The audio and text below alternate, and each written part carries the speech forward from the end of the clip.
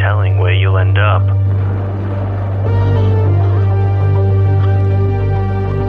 Can you make it through? To the night's end. I'll see you soon.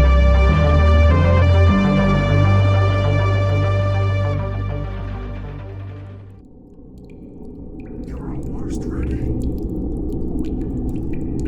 He's closer now. You feel it? Don't you? The way your skin itches. The way the air hums. I used to think this place belonged to me. That I was its keeper. But I was wrong. I was always wrong. This place belongs to him. And he wants it back. But I won't let him have you. One more story. Trimming the Devil's Whiskers. Written by Marc Ruvolo. And narrated by Ben Donaldson. We shall see.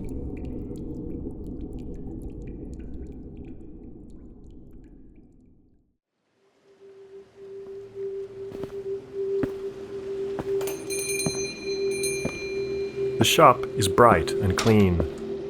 Just a short walk from Shorncliffe Pier, where seabirds wheel and dive, screaming at the sky. Ah, hello. What can I do for you today?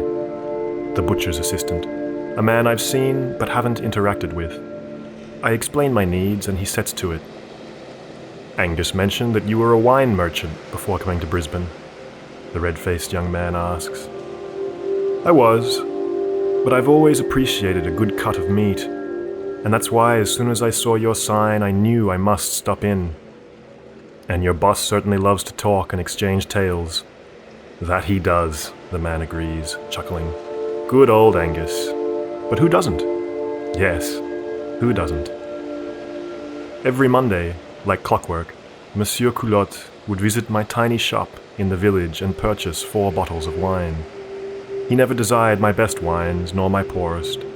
Blessed as he was with a discerning French palate, the canny gentleman always bought squarely in the middle, sniffing out the best vintages at the most sensible price. Back in Burgundy, so I was told, Culotte had been a barber of some repute. What circumstances had prompted him to retire in Yorkshire he never mentioned, and I never asked. Over time, we became friends of a sort, and upon learning of his bachelorhood, my wife insisted he join us once a month for Sunday roast.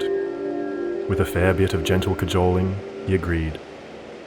Monsieur Culotte proved a most enjoyable houseguest, full of humorous stories and anecdotes. Being the puckish host that I am, I took to plying him with some of my more exotic acquisitions, so much so that he often embarked upon the walk home precariously teetering on the edge of total drunkenness. On this particular evening, my wife long abed, we men were both deep in our cups. My wife's 2 tabby cats remained with us in the room, the pair curled up asleep near the warmth hearth. At some point, the Frenchman put aside his Gruyere pipe and said, "But I've never told you my wildest story, friend. The time I shaved Beelzebub himself." I chuckled, nearly choking on my wine. Beelzebub himself? Monsieur, I'll admit I've never considered that such a personage might require outside grooming. It does make sense, though. Please, do go on. You jest, but I am deadly serious, Culotte sniffed. I have never told another living soul this story. The words sobered me, as did the flinty cast to the man's eyes. My apologies, sir. Please, do continue. Seemingly placated, he settled deeper into his chair. I watched as he assessed his half-full glass. Perhaps this isn't the right time. The words just a murmur. I don't wish to... No, I said. I didn't mean to offend. I'm all ears, really. He sighed. All right. Let's put a cap on the evening, then. Here's the story. The shop I owned was in Dijon, far to the south of Paris, but ultimately so renowned that politicians and celebrities alike regularly made the trip. My services went beyond mere barbering. I created poultices with the help of a local witch that regrew hair, drew ink from unwanted tattoos, fading them with chilled tubers and a certain type of acidic clay. I offered draughts that made men's willies hard again, and creams that made working hands soft. My fame increased, and I grew rich and arrogant. I rose and refilled his glass. The fire in the grate guttered, throwing the library into even deeper shadow. "But you cut hair as well?" I asked. "I've always been amazed by the sense of a good barber."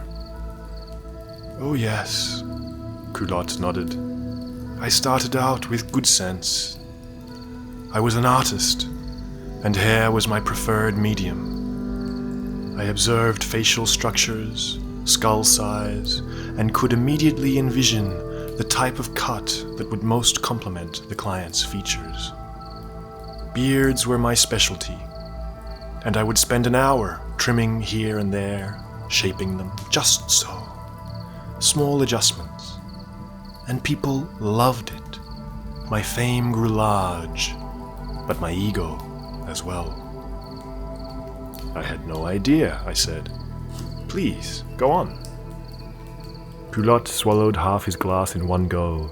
He appeared flushed, beads of sweat on his pale forehead. "One evening, having just seen off the last appointment of the day, the bell above the shop's door rang. I turned to greet what would have been my very last customer, but saw no one. Aside from myself, the small shop was empty. I shook my head, thinking I must have misheard the bell, and proceeded to lock the door. I kept a bottle of schnapps in the desk of the tiny office, and now turned to retrieve it.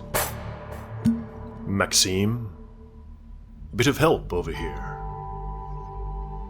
A man I did not recognize now occupied my barber chair, where I would have sworn there was no man a moment before. "Oh, my apologies, monsieur. I did not see you there." He waved a gloved hand. "No matter." The customer was of indeterminate age. Long, straight hair fell to his shoulders, glossy and black as tar. But his lined face clearly showed the weight of years. His eyes were lively, mouth quirked, insolent almost, and the clothes he wore were positively of a rich man's cut. A long grey beard reached almost to his belly, wavy and heavily oiled. I threw a silken cap about his thin shoulders. "And what might I do for you this day, kind sir?" "Just a beard trim, Maxime. How's the wife?" This confirmed to me he wasn't a regular. "I've never been married, monsieur. Perhaps you have me mistaken for someone else. I didn't catch your name, sorry." "Oh no. I know you, Maxime." I ran my fingers through his luxuriant beard. Just an inch or so of the bottom and a general cleanup would suffice. Quick work. My shears clacked. "I'm certain you had a wife, Maxime," the gentleman said. "Her name was Beatrice. A beautiful girl." "Beatrice was my last relationship. A decade gone. Beautiful indeed. Suffice to say, it had ended in heartbreak and misery, and I hadn't courted since." "Are you a friend of hers?" I asked. "B and I haven't spoken in years, I'm sorry to say." He blinked, surprised. "Didn't marry her? My apologies, I thought you did. What a shame." Something was wrong with my shears. They weren't cutting properly. I would trim a bit of his beard, and a tuft would fall to the white cape. but the beard seemed just as long as it was before. Though sober, I felt drunk. My eye, which I'd long relied upon, was somehow wrong. I clipped the beard ends, and then clipped again. I could almost feel the press of his dark eyes upon me before he spoke. It must be lonely. Such a successful world you've built, and no one special to share it with. Measuring with my fingers, and then my hand, I chopped at the ends of the glossy beard. But no matter what I did, it seemed to remain the same length. Was this a madness of perception, or of actuality? How's it going down there? The man asked. Are we almost finished? Was I drunk? Did I imbibe something I didn't recall? My shears clacked, the hairs fell, yet the beard grew no shorter. I chopped harder, wider, taking off far more than I should, almost hacking away, but still there was no change to length or width of this damned beard. How is your father, Maxime? The man asked. Last I heard, he was quite ill. Did he recover? My father died of tuberculosis. At this point, he'd been in the grave almost 5 years. No. He passed. It was like an optical illusion. I cut, the hair fell, but the beard was no shorter. Oh, such sadness. To lose a beloved parent. It must create a great void in your life. I don't know how you continue on. I stepped back from the chair, heart hammering within my chest. The man's hard gaze was upon me. It sent a chill across the back of my neck. Yes, it is painful, I rasped, removing the silken cape. I think we are done here.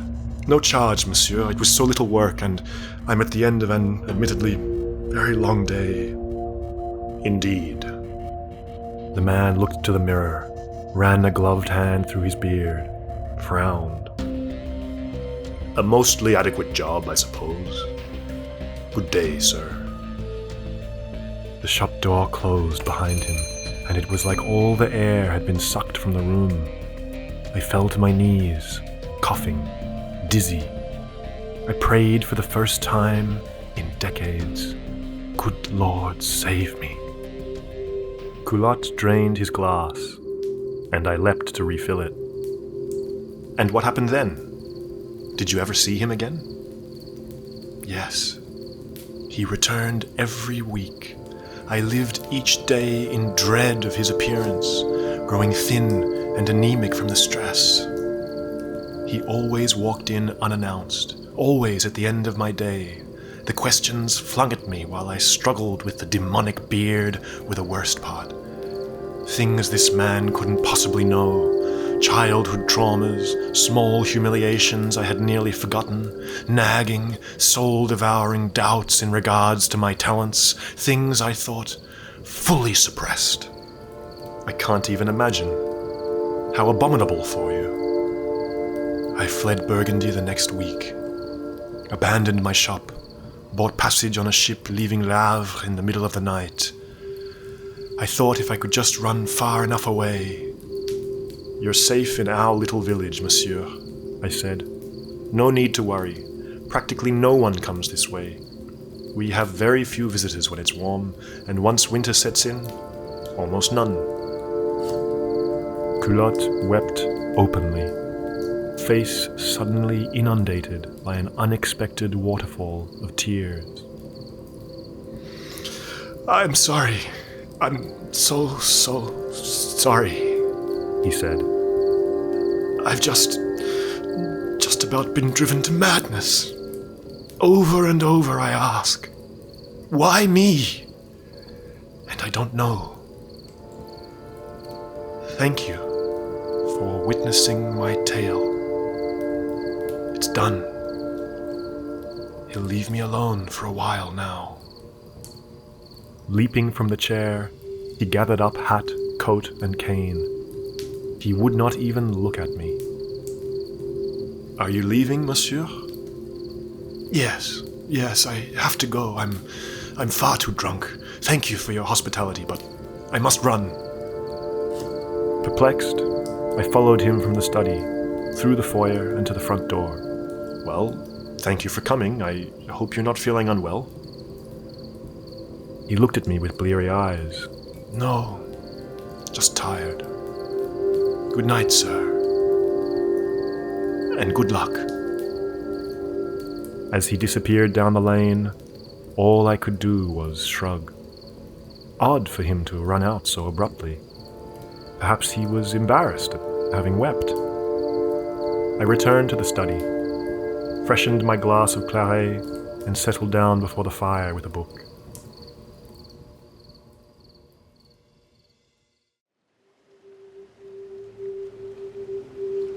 The following Monday came and went with no visit from Monsieur Culotte.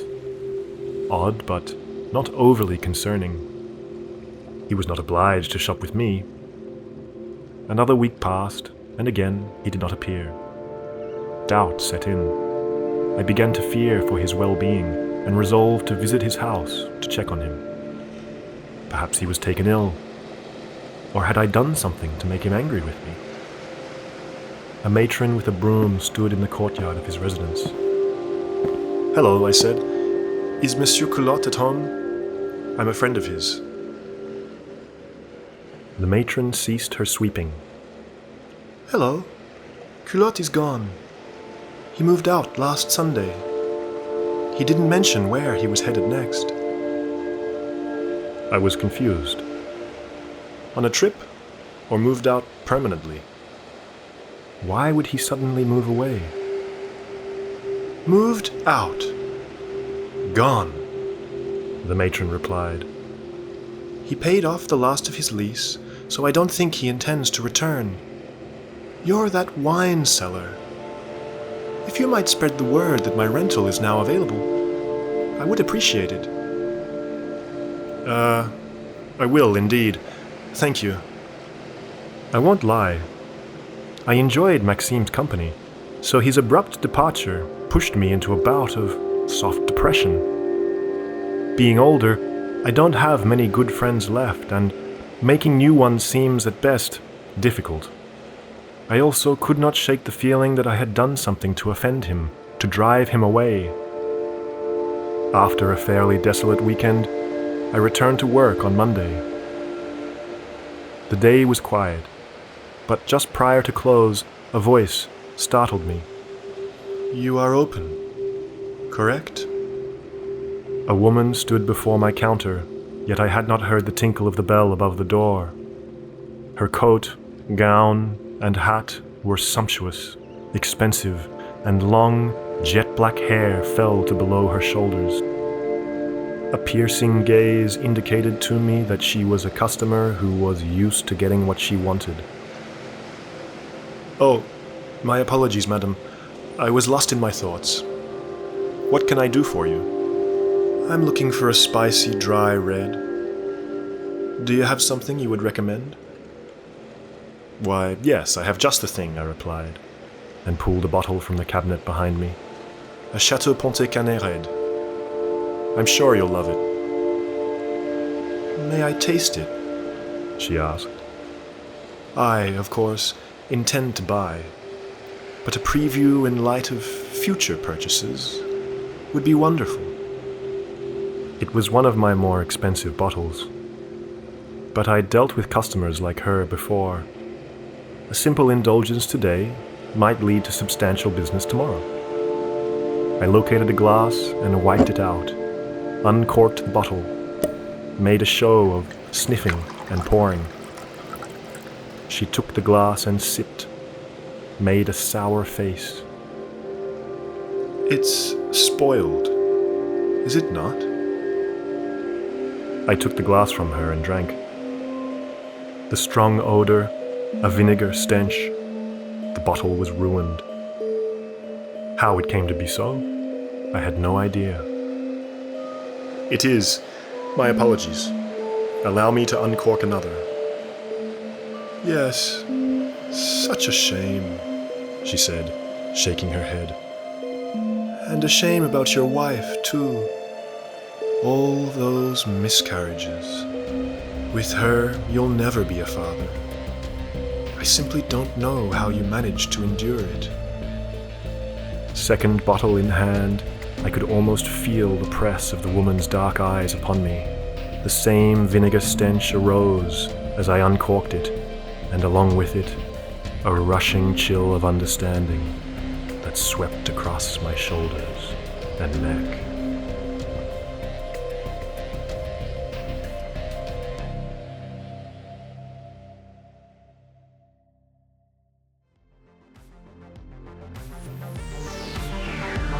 You've been listening to the Night's End podcast, which is a production of Dissonance Media.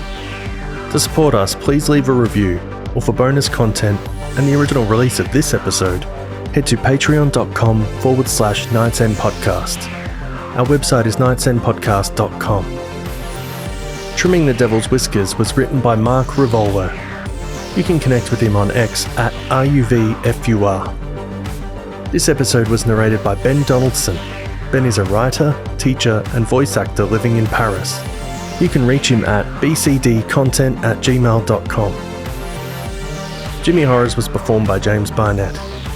This episode was produced and edited by James Barnett. And as always, stay horrific, everyone.